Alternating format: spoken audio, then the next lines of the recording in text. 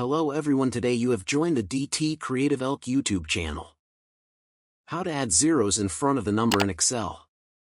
If you find this guide useful, then please consider subscribing and liking the video.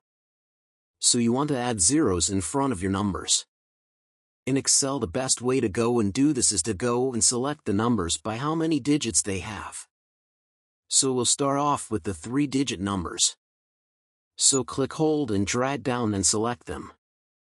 And right-click and click on Format Cells.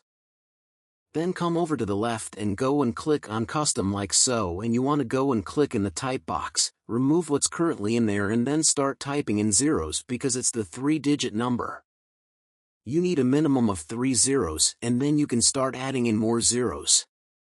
So now I've typed in 3 each additional zero. Now pad is going to appear. You can go and see in the sample.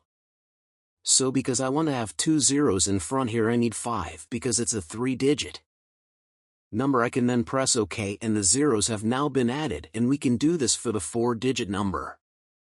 So we'll go and highlight them by clicking, holding and dragging. Right-click and click on Format Cells and then go and click on Custom, and you want to go into the type box. So because I want 2 zeros in front of this number here, but it's a 4-digit number, I'll need to have 6 zeros. Once again, we can see in the sample. When you're happy with it, press OK and we've now done it.